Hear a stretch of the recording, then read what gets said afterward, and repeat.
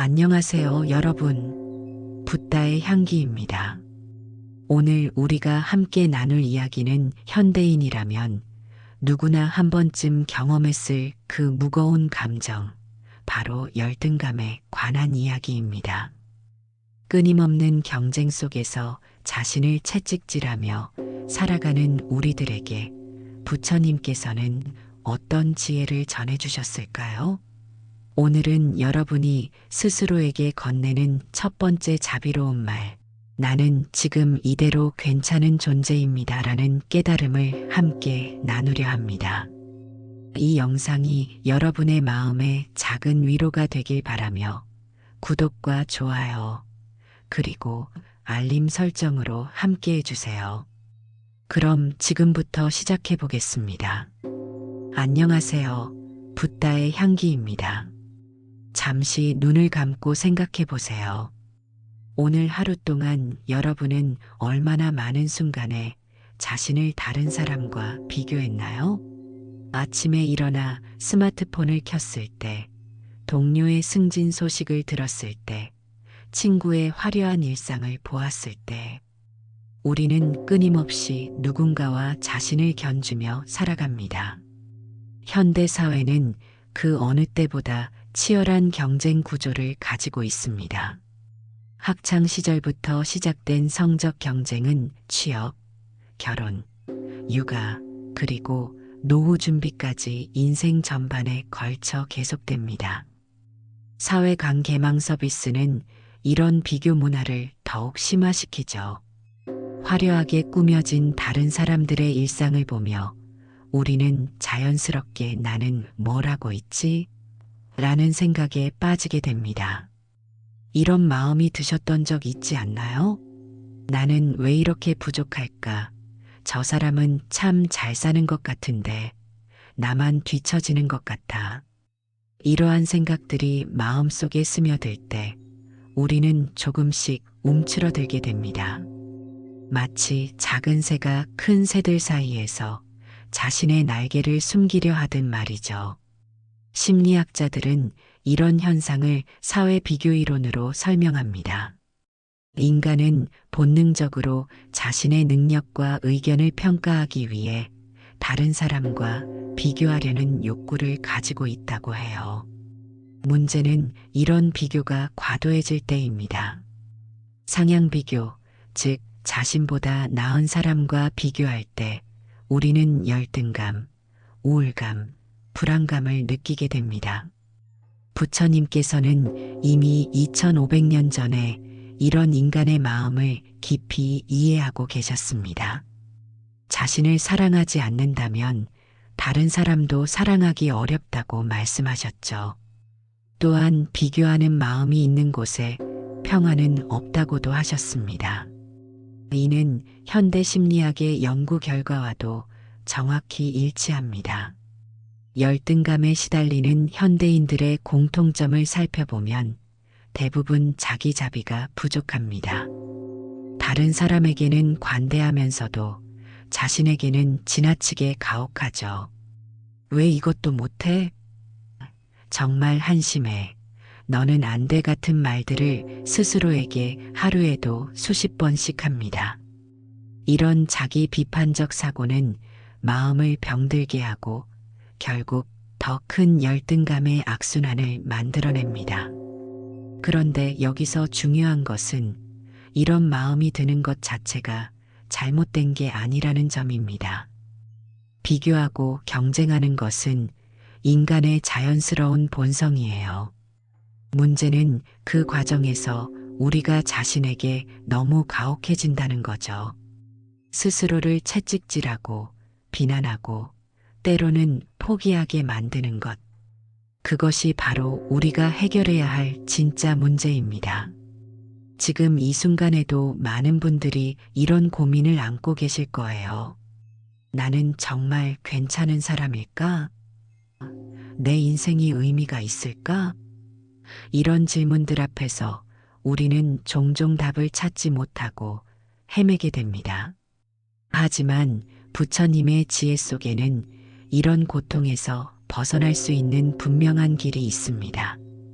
바로 자신에게 자비를 베푸는 것, 그것부터 시작하는 겁니다. 부처님께서 깨달음을 얻으신 보리수 아래에서 가장 먼저 발견하신 것은 무엇이었을까요? 바로 모든 존재가 괴로움을 안고 살아간다는 사실이었습니다. 이것이 사성제의 첫 번째 고성제입니다. 생로병사의 고통뿐만 아니라 구하지 못하는 괴로움, 사랑하는 것과 헤어지는 괴로움, 싫어하는 것과 만나는 괴로움. 인간의 삶은 본질적으로 괴로움으로 가득하다는 것을 간파하셨죠. 그런데 여기서 놀라운 점은 부처님께서 이 괴로움의 원인을 외부에서 찾지 않으셨다는 거예요. 집성제에서 말씀하시듯 괴로움의 뿌리는 바로 우리 마음 안의 가래와 집착에 있다고 하셨습니다. 남보다 더 가져야 한다는 욕망, 인정받아야 한다는 집착, 완벽해야 한다는 강박. 이런 마음들이 우리를 괴롭히는 진짜 원인이라는 뜻이죠. 열등감 역시 마찬가지입니다. 열등감은 외부 상황이 만드는 것이 아니라 우리 마음 안의 가래에서 비롯됩니다. 더 인정받고 싶다, 더 사랑받고 싶다, 더 성공하고 싶다는 욕망이 충족되지 않을 때 생기는 것이 바로 열등감이에요. 다른 사람이 나보다 더 많이 가진 것처럼 보일 때 우리는 자동으로 자신이 부족하다고 느끼게 됩니다. 부처님께서는 또한 연기법을 통해 모든 현상이 서로 연결되어 있음을 보여주셨어요. 이 법칙에 따르면 지금 내가 처한 상황도 상대방의 성공도 모두 수많은 인연과 조건이 만나서 일어난 일일 뿐입니다. 그 사람이 특별히 뛰어나서가 아니라 그만의 인연과 조건, 즉 태어난 환경, 받은 교육, 만난 사람들, 주어진 기회 등이 그렇게 만들어낸 결과라는 거죠. 이런 관점에서 보면 열등감이라는 감정 자체가 하나의 착각임을 알 수 있습니다. 우리는 서로 다른 씨앗이고 서로 다른 토양에서 자라는 나무들이에요. 소나무가 장미를 부러워할 필요가 없듯 우리도 남과 비교할 필요가 없는 거죠. 각자의 인연과 조건에 따라 각자의 꽃을 피우면 되는 겁니다. 부처님께서는 무상의 진리도 말씀하셨습니다. 모든 것은 변한다는 뜻이죠. 지금 내가 부러워하는 그 사람의 성공도 영원하지 않고 내가 한탄하는 지금의 상황도 계속되지 않습니다. 봄에 피는 꽃이 가을에는 열매가 되듯 우리의 인생도 끊임없이 변화하고 성장하는 과정이에요. 또한 무아의 진리를 통해 고정된 나라는 것은 존재하지 않음을 보여주셨습니다.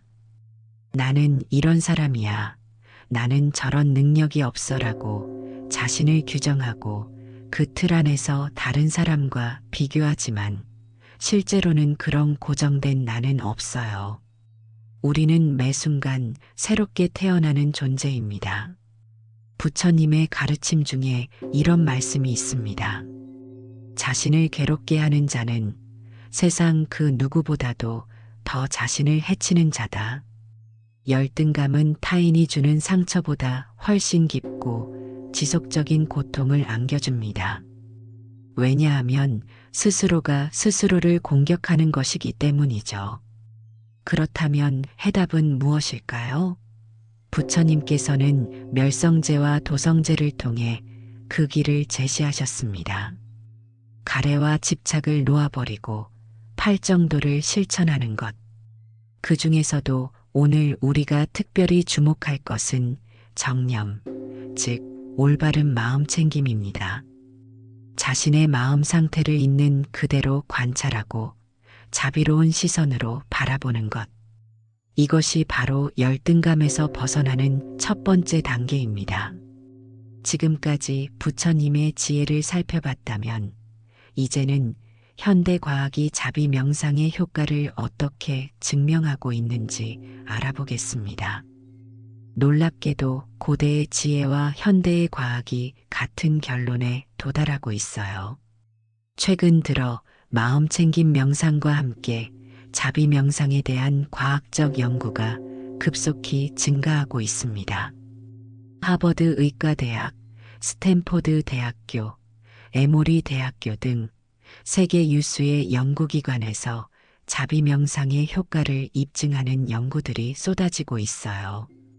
국내 연구진이 대학생들을 대상으로 실시한 연구에서 자비 명상을 실천한 그룹은 삶의 질과 우울증상에서 현저한 개선을 보였습니다. 특히 자기자비와 회복 탄력성에서 놀라운 향상이 있었다고 해요. 또한 연민적 사랑과 이타심의 증가도 확인되었습니다. 뇌과학 연구들은 더욱 흥미로운 결과를 보여줍니다. 자비 명상을 꾸준히 실천한 사람들의 뇌를 자기 공명 영상으로 스캔해 보면 여러 영역에서 놀라운 변화가 관찰됩니다. 첫째, 감정 조절을 담당하는 전전두엽 피질이 두꺼워집니다. 둘째, 공감과 연민을 담당하는 측두엽과 뇌섬엽의 활성도가 증가합니다. 셋째, 스트레스 반응을 조절하는 편도체의 크기가 줄어듭니다. 이런 뇌의 변화는 단순히 일시적인 것이 아닙니다. 신경가소성이라는 뇌의 특성 때문에 지속적인 자비 명상 수행은 뇌 구조 자체를 바꿔놓습니다. 마치 우리 뇌가 자비로운 마음에 맞춰 새롭게 구성되는 것 같아요. 그렇다면 자비 명상이 구체적으로 어떤 변화를 가져올까요? 첫째, 자기 비판적 사고가 현저히 줄어듭니다. 나는 쓸모없어라는 생각 대신 나도 노력하고 있어라는 따뜻한 시선을 갖게 되죠. 둘째, 스트레스 호르몬인 코르티솔 수치가 감소합니다. 만성적인 스트레스가 줄어들면서 면역 시스템도 강화됩니다. 셋째, 옥시토신이라는 사랑 호르몬의 분비가 증가합니다. 이 호르몬은 타인과의 유대감을 높이고 신뢰감을 증진시키며 전반적인 행복감을 높여줍니다. 넷째, 심박변이도가 개선됩니다. 이는 자율신경계의 균형이 잡혔다는 의미로 전반적인 심신 건강의 향상을 나타냅니다. 무엇보다 중요한 것은 타인에 대한 시선도 바뀐다는 점입니다. 자신에게 자비로운 사람은 자연스럽게 다른 사람에게도 자비로워집니다. 경쟁 상대를 원수로 보는 대신 같은 고통을 겪는 동반자로 보게 되는 거죠. 연구에 따르면 자비 명상을 실천한 사람들은 친사회적 행동이 증가하고 편견과 차별이 줄어든다고 합니다. 자비 명상은 자신의 마음을 정화하는 수행입니다. 내가 다른 사람의 행복을 진심으로 기원할 때 그 순간 내 마음에 억압된 화와 부정적 에너지가 점점 사라지는 것이에요. 이는 마치 마음의 독소를 제거하는 해독 과정과 같습니다. 임상 심리학 분야에서도 자비 명상이 활발히 활용되고 있습니다. 자기자비 치료, 연민중심 치료 등이 우울증, 불안장애, 외상 후 스트레스 장애 등의 치료에 효과적임이 입증되고 있어요. 특히 자기 비하와 완벽주의로 고통받는 사람들에게 매우 효과적이라고 합니다. 이런 변화는 하루아침에 일어나지 않습니다. 하지만 꾸준히 실천하면 분명히 경험할 수 있는 변화들이에요. 마치 물방울이 바위를 뚫듯 작은 자비의 마음이 단단하게 굳어버린 열등감의 벽을 서서히 녹여나가는 겁니다. 이제 실제로 자비 명상을 함께 해보겠습니다. 편안한 자세로 앉아주세요. 등을 곧게 세우되 긴장하지 마시고 어깨에 힘을 빼고 자연스럽게 호흡해 보세요. 눈을 감거나 반쯤 뜨고 마음을 고요히 가라앉혀 보겠습니다. 자비 명상은 먼저 자신을 대상으로 시작합니다. 자신의 고통에 귀 기울일 수 있어야만 타인의 고통에도 자비로운 마음으로 대할 수 있기 때문이에요. 이는 비행기에서 산소 마스크를 자신이 먼저 쓰고 다른 사람을 도와야 한다는 안전 수칙과 같습니다. 지금 이 순간 여러분의 마음속에는 어떤 감정들이 있나요? 혹시 오늘 하루 동안 자신에게 했던 말들을 떠올려 보세요. 왜 이것도 못해? 정말 한심해. 남들은 다 잘하는데 나만. 이런 자기 비판적 사고는 우리가 어릴 때부터 학습된 것입니다. 완벽해야 사랑받을 수 있다는 조건부 사랑의 메시지를 받으며 자랐기 때문에 우리는 자신에게 지나치게 가혹합니다. 하지만 이제는 그런 목소리를 바꿀 때입니다. 마음속에 있는 그 비판적인 목소리를 한 명의 인물로 상상해 보세요. 그리고 그 옆에 자비로운 어머니나 따뜻한 할머니 혹은 자상한 스승님이 계신다고 생각해 보세요. 이 자비로운 존재가 상처받은 여러분에게 어떤 말을 해주실까요? 이제 그런 아픈 마음에게 다정하게 말을 걸어보세요. 마치 상처받은 어린아이를 달래주듯이 말이에요. 그래, 많이 힘들었구나. 정말 고생 많았어. 너무 스스로를 몰아붙이지 마. 넌 충분히 잘하고 있어. 실수해도 괜찮아. 완벽하지 않아도 괜찮아. 넌 지금 이대로도 충분히 소중한 존재야. 이 말들을 마음속으로 천천히 진심을 담아 반복해 보세요. 처음에는 어색할 수 있어요. 스스로에게 이렇게 다정한 말을 건네는 것이 낯설 수도 있습니다. 어떤 분들은 이런 말을 해도 변하는 게 있나? 하고 의심할 수도 있어요. 그런 마음도 자연스러운 반응입니다. 하지만 우리의 뇌는 반복되는 생각과 말에 따라 새로운 신경 연결을 만듭니다. 자비로운 말을 반복할 때마다 뇌 안에서는 새로운 신경회로가 형성되고 강화됩니다. 마치 새로운 길을 내는 것과 같아요. 부처님께서는 자신을 이기는 것이 가장 위대한 승리라고 말씀하셨습니다. 여기서 이긴다는 것은 자신을 굴복시키는 게 아니라 자신의 고통을 이해하고 받아들이는 것을 의미해요. 자신과 싸우는 것이 아니라 자신과 화해하는 것입니다. 지금 여러분이 느끼고 있는 열등감도 마찬가지입니다. 그 감정을 없애려고 하지 마세요. 대신 그 감정이 왜 생겼는지, 어떤 마음에서 나온 것인지 따뜻하게 바라보세요. 아, 내가 인정받고 싶은 마음이 컸구나. 내가 사랑받고 싶어서 그랬구나. 내가 완벽하고 싶어서 그랬구나 하고 이해해 주는 거예요. 이렇게 자신을 이해하고 받아들이는 것이 바로 자비의 시작입니다. 자비는 다른 사람을 위한 것이기 전에 먼저 나 자신을 위한 것이에요. 자신에게 자비로울 때 비로소 진정한 변화가 시작됩니다. 호흡에 집중하면서 이런 문구들을 마음속으로 반복해 보세요. 내가 행복하기를, 내가 평안하기를, 내가 건강하기를, 내가 있는 그대로 나 자신을 사랑하기를. 각 문구를 말할 때마다 따뜻한 느낌이 가슴에 스며들도록 해보세요.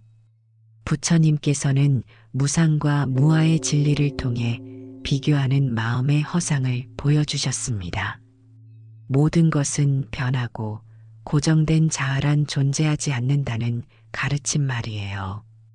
이 깊은 지혜를 현대적 관점에서 이해해 보겠습니다. 먼저 무상의 진리부터 살펴보겠습니다. 지금 여러분이 부러워하는 그 사람의 성공도 영원하지 않습니다. 여러분이 한탄하는 지금의 상황도 계속되지 않아요. 모든 것은 조건에 따라 변화합니다. 봄에 피는 꽃이 가을에는 열매가 되듯 우리의 인생도 끊임없이 변화하고 성장하는 과정이에요. 현대 심리학에서는 이를 성장 마인드셋이라고 부릅니다. 스탠포드 대학의 캐롤 드웩 교수가 제시한 개념으로 능력은 고정된 것이 아니라 노력과 경험을 통해 계속 발전할 수 있다는 믿음이죠. 이런 마인드셋을 가진 사람들은 실패를 두려워하지 않고 다른 사람의 성공을 자신의 성장 기회로 봅니다. 그런데 우리는 왜 끊임없이 비교하게 될까요? 그것은 우리가 고정된 자아라는 착각에 빠져 있기 때문입니다. 나는 이런 사람이야. 나는 저런 능력이 없어라고 자신을 규정하고 그 틀 안에서 다른 사람과 비교하는 거죠. 하지만 부처님의 무아 사상에 따르면 그런 고정된 나는 애초에 존재하지 않습니다. 우리는 매 순간 새롭게 태어나는 존재예요. 어제의 나와 오늘의 나는 연결되어 있지만 같지 않고 오늘의 나와 내일의 나도 다를 수 있어요. 예를 들어 여러분이 지금 나는 수학을 못해라고 생각한다면 그것은 과거의 경험에 기반한 고정된 정체성입니다. 하지만 무아의 관점에서 보면 그것은 단지 현재까지의 조건과 경험의 결과일 뿐이에요. 새로운 조건과 노력이 더해지면 충분히 변할 수 있는 것이죠. 이런 관점에서 보면 비교 자체가 의미가 없어집니다. 비교할 고정된 나도, 비교 대상인 저 사람도 실제로는 매 순간 변화하고 있으니까요. 마치 흘러가는 강물과 강물을 비교하려는 것과 같아요. 부처님께서는 또한 연기법을 통해 모든 현상이 서로 연결되어 있음을 보여주셨습니다. 그 사람의 성공도 나의 현재 상황도 모두 수많은 인연과 조건이 만나서 일어난 일입니다. 태어난 환경, 받은 교육, 만난 사람들, 주어진 기회. 이 모든 것들이 복합적으로 작용한 결과예요. 이를 이해하면 질투나 원망의 마음이 많이 줄어듭니다. 저 사람은 좋은 환경에서 태어났으니까라고 생각할 수도 있지만 그것도 하나의 조건일 뿐이에요. 중요한 것은 지금 내가 가진 조건에서 최선을 다하는 것입니다. 부처님께서는 비교하는 마음이 있는 곳에 평화는 없다고 하셨어요. 왜냐하면 비교는 항상 부족함을 전제로 하기 때문입니다. 항상 더 나은 누군가가 있고 항상 부족한 무언가가 있다고 가정하죠. 하지만 우리의 본성, 불성은 원래 완전합니다. 다만 우리가 그것을 보지 못할 뿐이에요. 그럼 어떻게 해야 할까요? 비교하는 마음이 일어날 때마다 이렇게 생각해 보세요. 저 사람도 나와 같은 인간이구나. 저 사람도 고민이 있고 아픔이 있을 거야. 경쟁 상대가 아닌 같은 길을 걷는 동반자로 보는 거예요. 또한 나는 나만의 인연과 조건을 가지고 있어. 나는 나만의 속도로 성장하면 되라고 생각해 보세요. 소나무와 장미는 비교할 수 없듯 우리 각자도 고유한 아름다움과 가치를 가지고 있습니다. 실제로 연구에 따르면 자기자비를 실천하는 사람들은 사회적 비교를 덜하고 비교를 하더라도 덜 고통스러워한다고 합니다. 자신을 있는 그대로 받아들일 때 다른 사람과의 차이도 자연스럽게 받아들일 수 있게 되는 거죠. 이제 일상생활에서 자비 명상을 어떻게 실천할 수 있는지 구체적으로 알아보겠습니다. 자비는 명상 방석 위에서만 키우는 게 아니에요. 매 순간 매일의 삶 속에서 기를 수 있는 마음의 태도입니다. 작은 실천들이 모여서 큰 변화를 만들어냅니다. 첫 번째 실천법은 자기 대화 바꾸기입니다. 우리는 하루 종일 자신과 대화를 나눕니다. 심리학자들에 따르면 평균적으로 하루에 12,000개에서 6만 개의 생각을 한다고 해요. 이 중 대부분이 무의식적으로 일어나는 내적 대화입니다. 이 내적 대화가 우리의 기분과 자존감을 크게 좌우하죠. 예를 들어 실수를 했을 때, 또 바보같이 실수했네. 정말 한심해라고 말하는 대신 괜찮아, 실수할 수 있어. 다음엔 더 조심하면 돼. 실수를 통해 배우는 거야 라고 말해보세요. 이런 작은 변화가 마음에 큰 차이를 만듭니다. 두 번째는 호흡과 함께하는 자비문구입니다.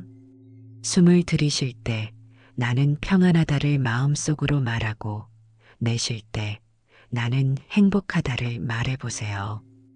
또는 들숨의 자비를 날숨의 평화를이라고 할 수도 있어요.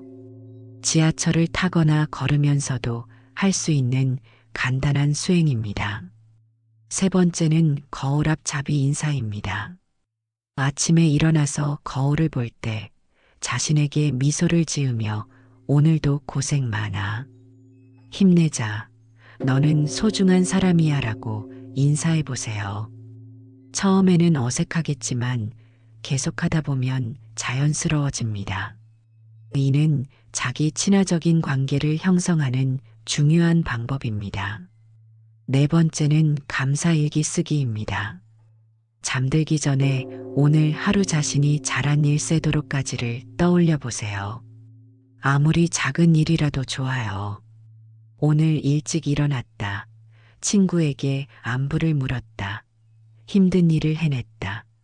누군가에게 친절을 베풀었다 같은 것들 말이에요. 이렇게 긍정적인 면에 초점을 맞추면 자존감이 자연스럽게 높아집니다. 다섯 번째는 비교 마음 알아차리기입니다. 다른 사람과 비교하는 마음이 일어날 때 그 순간을 놓치지 말고 알아차려 보세요. 지금 내가 비교하고 있구나를 인식하는 것만으로도 그 마음의 힘이 약해집니다. 그리고 각자 다른 인연과 조건을 가지고 있어. 나는 나대로 잘하고 있어 라고 말해보세요. 여섯 번째는 자비로운 터치입니다.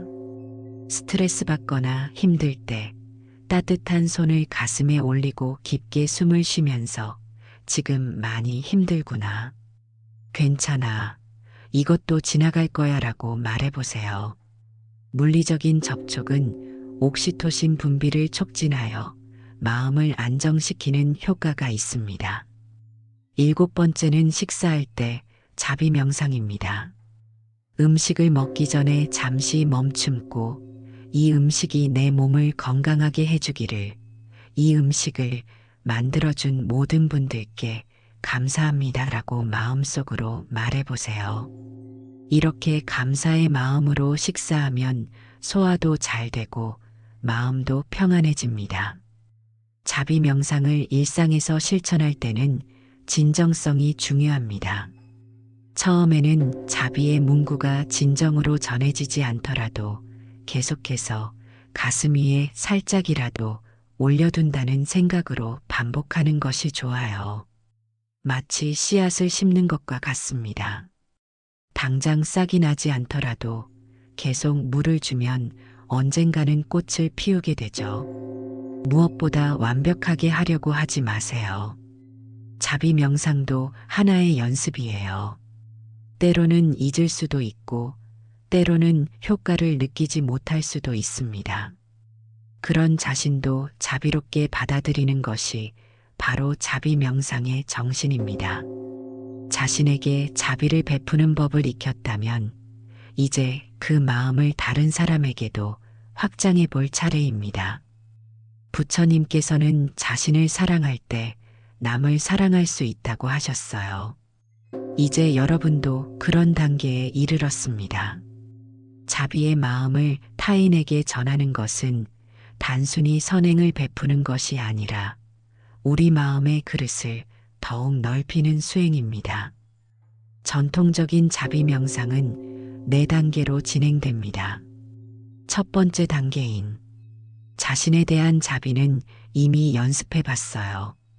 두 번째 단계는 사랑하는 사람들에 대한 자비입니다. 가족, 친구, 연인, 반려동물 등 여러분이 아끼는 존재들의 얼굴을 떠올리며 그 사람이 행복하기를, 그 사람이 평안하기를, 그 사람이 건강하기를 하고 마음으로 기원해 보세요. 이 단계는 비교적 쉽습니다. 왜냐하면 우리는 이미 그들을 사랑하고 있기 때문이죠. 하지만 여기서도 중요한 깨달음이 있습니다. 진정한 사랑은 소유하려는 것이 아니라 상대방의 행복을 바라는 것임을 느낄 수 있어요. 내가 원하는 대로 되기를이 아니라 그 사람이 진정으로 행복하기를 바라는 것입니다. 세 번째 단계가 조금 어려워집니다. 중립적인 사람들, 즉 특별한 감정이 없는 사람들에 대한 자비입니다. 버스 기사, 마트 직원, 동네에서 가끔 마주치는 사람들, 직장 동료 중 별로 친하지 않은 사람들. 이런 분들도 나와 같은 인간이고 각자의 고민과 아픔을 안고 살아간다는 것을 생각해 보세요. 이 단계에서 우리는 중요한 깨달음을 얻습니다. 모든 사람이 나와 같은 기본적인 욕구를 가지고 있다는 것이죠. 행복하고 싶어 하고, 고통받기 싫어하고, 사랑받고 싶어 하는 마음 말이에요. 겉으로는 무관심해 보이는 사람도 내면에는 따뜻한 마음을 가지고 있을 거예요. 가장 어려운 4번째 단계는 자신을 힘들게 한 사람들에 대한 자비입니다. 이 단계에서 많은 분들이 도저히 그 사람의 행복을 빌 수 없다. 그 사람은 나를 그렇게 괴롭혔는데 라고 하세요. 그런 마음도 충분히 이해할 수 있어요. 하지만 자비 명상은 그 사람을 위한 것이 아니라 자신의 마음을 정화하는 수행입니다. 그 사람이 진짜 행복해지는 것이 목적이 아니라 내 마음속의 화와 원망을 녹이는 것이 목적이에요. 원망하는 마음을 품고 있으면 가장 고통받는 사람은 바로 자신입니다. 부처님께서는 분노는 뜨거운 숯을 손에 들고 다른 사람에게 던지려고 하는 것과 같다. 가장 먼저 타는 것은 바로 자신의 손이다라고 말씀하셨습니다. 원망과 분노는 상대방보다 나 자신을 더 아프게 합니다. 그렇다고 해서 잘못한 사람을 무조건 용서하라는 뜻은 아닙니다. 경계는 분명히 세우되 마음만큼은 평안을 유지하자는 거예요. 저 사람도 무언가 아픈 마음이 있어서 그런 행동을 했을 거야. 그 사람의 아픔이 치유되기를. 그래서 더 이상 다른 사람에게 상처를 주지 않기를 하고 생각해 보는 겁니다. 이렇게 자비의 마음을 확장해 나가다 보면 놀라운 변화를 경험하게 됩니다. 세상을 보는 시선이 부드러워지고 사람들과의 관계가 편안해집니다. 경쟁보다는 협력을, 비교보다는 격려를 먼저 생각하게 되죠. 또한 자신의 열등감도 자연스럽게 줄어듭니다. 다른 사람들의 성공을 진심으로 축하할 수 있게 되면 그것이 더 이상 나와의 비교 대상이 아니라 함께 기뻐할 일이 되거든요. 저 사람이 잘 되면 나도 기분이 좋아라는 마음이 생길 때 열등감은 저절로 사라집니다. 마지막 단계는 모든 존재를 향한 자비입니다. 세상의 모든 생명이 행복하기를, 모든 존재가 고통에서 벗어나기를, 지구상의 모든 생명체가 평화롭기를 하고 기원해 보세요. 이렇게 무한한 자비심을 키울 때 여러분의 마음도 무한히 넓어집니다. 여러분, 지금까지의 여정을 돌아보면서 마지막 이야기를 나누겠습니다.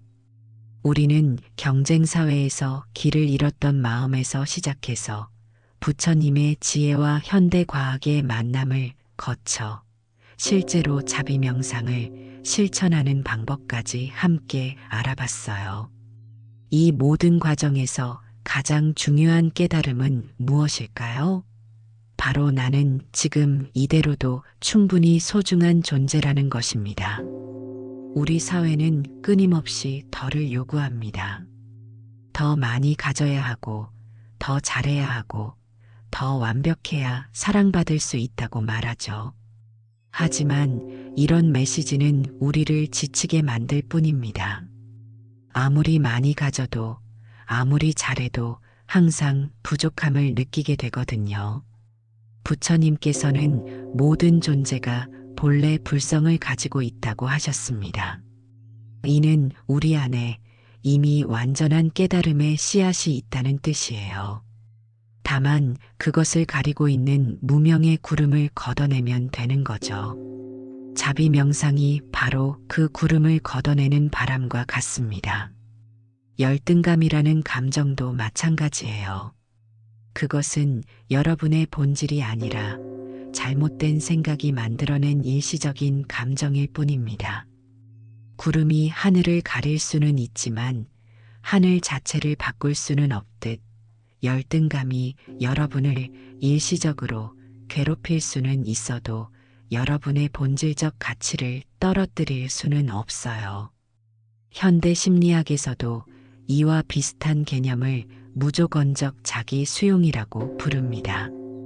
자신의 행동이나 성과와 상관없이 자기 자신을 있는 그대로 받아들이는 것이죠. 연구에 따르면 이런 무조건적 자기 수용을 가진 사람들이 더 행복하고 더 창의적이며 더 회복력이 강하다고 합니다. 하지만 무조건적 자기 수용이 자기 개발을 포기하는 것은 아닙니다. 오히려 반대예요. 자신을 있는 그대로 받아들일 때 진정한 성장이 시작됩니다. 자기 비판과 비교로 인한 스트레스가 줄어들면서 본래의 능력과 창의성이 발휘되거든요. 앞으로 다시 비교하는 마음이 일어나거나 자신을 비하하고 싶을 때가 있을 거예요. 그럴 때마다 오늘 배운 자비 명상을 떠올려 보세요. 손을 가슴에 올리고 깊게 숨을 쉬면서 나는 지금 이대로도 괜찮아. 나는 충분히 소중한 존재야라고 말해주는 거예요. 여러분이 걸어온 길, 지금 서 있는 자리, 앞으로 나아갈 방향, 모든 것이 다 소중합니다. 다른 사람과 비교할 필요가 없어요. 여러분만의 속도로, 여러분만의 방식으로 성장해 나가면 됩니다. 소나무는 소나무대로, 장미는 장미대로 각자의 아름다움을 가지고 있듯이 말이에요. 부처님의 마지막 말씀 중에 이런 것이 있습니다. 자신을 등불로 삼고 법을 등불로 삼아라. 다른 사람의 빛을 부러워하지 말고 자신 안의 빛을 찾으라는 뜻이에요. 여러분 안에도 분명히 그 빛이 있습니다. 자비 명상을 통해 그 빛을 조금씩 밝혀나가시길 바랍니다. 때로는 실수도 하고 때로는 넘어지기도 할 거예요. 그런 자신도 따뜻하게 안아주세요. 괜찮아, 실수할 수 있어. 넘어져도 다시 일어나면 되는 거야 라고 말해주세요. 이런 자비로운 마음이 여러분을 더 강하고 따뜻한 사람으로 만들어줄 거예요. 지금 이 순간 여러분은 그 자체로 완전하고 소중한 존재입니다. 부족한 것도 바꿔야 할 것도 없어요. 다만 그 사실을 깨닫고 자신에게 자비로운 마음을 보내주면 됩니다. 그리고 그 자비로운 마음을 다른 사람에게도 나누어 주면서 세상을 조금 더 따뜻한 곳으로 만들어 나가시길 바랍니다. 오늘 붓다의 향기에서 전해드린 부처님의 지혜가 여러분의 마음에 작은 평안을 가져다 주셨기를 바랍니다. 경쟁사회 속에서 지치고 힘드셨던 마음에 조금이나마 위로가 되었다면 그것만으로도 오늘의 만남은 의미 있는 시간이었다고 생각합니다. 자비 명상은 하루아침에 모든 것을 바꿔주는 마법이 아닙니다. 하지만 매일 조금씩 실천하다 보면 어느새 여러분의 마음이 한결 가벼워지고 따뜻해진 것을 느끼실 거예요. 특히 자신에게 가혹했던 그 마음이 점점 부드러워지면서 진정한 자유와 평화를 경험하게 될 것입니다. 여러분도 일상에서 자비 명상을 실천하시면서 자신에게 더욱 따뜻한 사람이 되어 가시길 기원합니다. 그리고 그 따뜻함이 주변 사람들에게도 전해져서 우리 사회가 조금 더 자비로운 곳이 되었으면 좋겠습니다. 구독과 좋아요, 그리고 알림 설정으로 저희 붓다의 향기와 함께 해주세요. 일상생활 속에서 느끼시는 궁금한 점이나 고민이 있으시다면 댓글로 나눠주세요. 여러분께서 보내주신 소중한 사연들은 부처님의 말씀으로 영상에서 정성껏 답변드리겠습니다. 여러분의 마음에 언제나 자비의 향기가 가득하시고 모든 존재가 행복하고 평안하기를 함께 기원합니다. 오늘도 자신에게 자비로운 하루 되시길 바라며 고맙습니다. 다음 영상에서 또 만나 뵙겠습니다. 나무아미타불.